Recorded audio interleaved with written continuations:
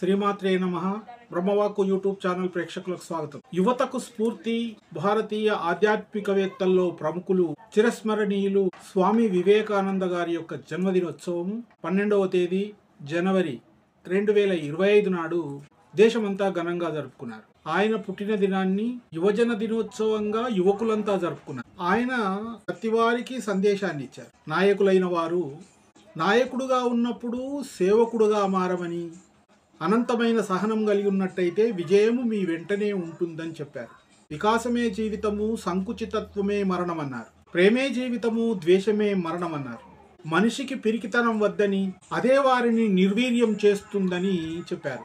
ఆత్మవిశ్వాసమే విజయం వైపు నడిపిస్తుందని, యువతకు స్ఫూర్తినిచ్చి దేశానికే తలమానికమైన ఆయన జన్మదినం జిల్లా పరిషత్ ఉన్నత పాఠశాల టేకులపల్లిలో చదువుకున్నటువంటి యువకులందరూ 2004-05లో చదువుకున్నటువంటి 10వ తరగతి విద్యార్థులు స్వామి వివేకానందను పూజించడము ఆనందదాయకం.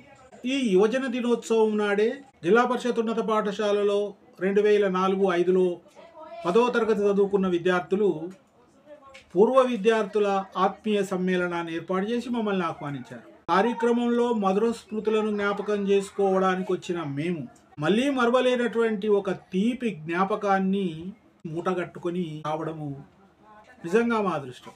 యువకులందరూ నా చేత స్వామి వివేకానందను పూలమాలతో సత్కరించే భాగ్యము నాకు కలిగించారు. అలాగే రాజ్యాంగ నిర్మాణంలో ప్రముఖులు డాక్టర్ బిఆర్ అంబేద్కర్ గారిని కూడా పూలమాలతో సత్కరించే భాగ్యము నాకు కలిగినందుకు నిజంగా నా జీవితం ధన్యం. మధురమైన మరవలేని జ్ఞాపకాన్ని నాకు అందించినందుకు ఆశీస్సులు తెలియజేస్తున్నాను.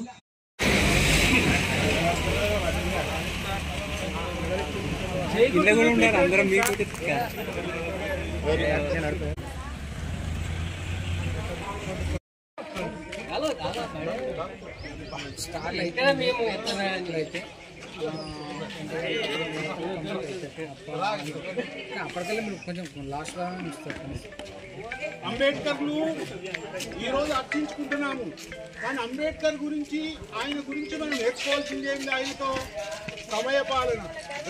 ఆయన జీవితంలో ఎన్నటి సమయాన్ని వృధా చేయలేదు. సర్వే జనా సుఖినో భవంతు.